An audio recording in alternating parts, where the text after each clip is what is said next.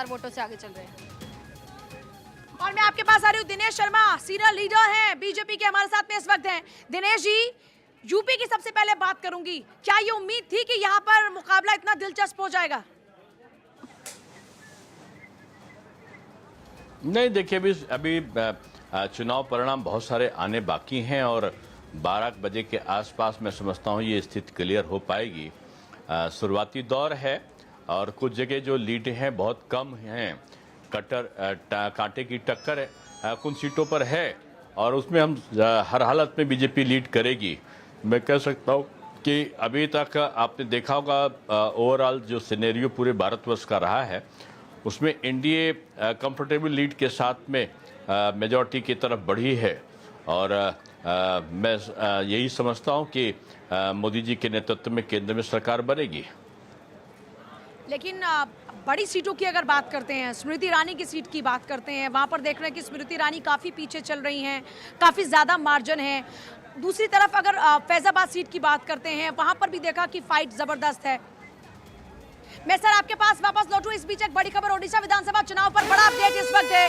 ओडिशा विधानसभा चुनाव में बीजेपी बहुमत की ओर। देखिए, ओडिशा आंध्र प्रदेश से इस वक्त सुखद खबर बीजेपी के लिए आ रही है क्योंकि वहां पर बनाई हुई है बढ़त। और सम्रान के पास इस वक्त अपडेट। सम्रान, क्या जांचा है इस वक्त? देखिए, 124 सीटों पर अभी तक जो है चुनाव आयोग के मुताबिक गिनती शुरू हो गई है और उसमें बीजेपी 65 सीटों पर लीड कर रही है। पहली बार ओडिशा में अगर आप देखें तो बीजेपी सरकार बनाने की तरफ बढ़ती नजर आ रही है। 77 सीटें चाहिए बहुमत के लिए यहाँ पे और 65 पर बीजेपी लीड कर रही है। 45 सीटों पर बीजेडी है और अभी विधानसभा के लिहाज से देखें तो नतीजे का रुझान काफ़ी मैच्योर होते नजर आ रहे हैं। तो ये बीजेपी के लिहाज से यहाँ पे सुखद संकेत है।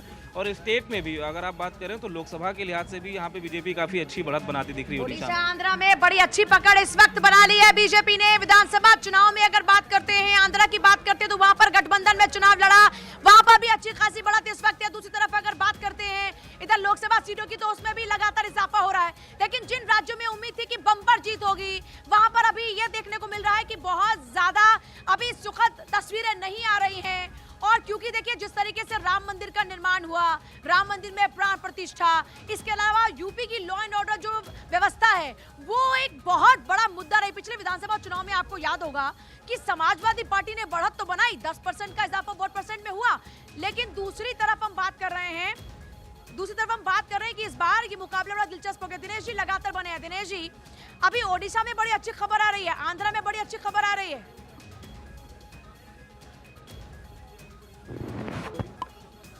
आपको और प्रदेशों से भी अच्छी खबर आएगी। मध्य प्रदेश में हम टोटल स्वीप कर रहे हैं, झारखंड में हम आगे हैं, छत्तीसगढ़ में हमने कंफर्टेबल लीड ली है, हिमाचल में, उत्तराखंड में हम सभी सीटों को जीत रहे हैं।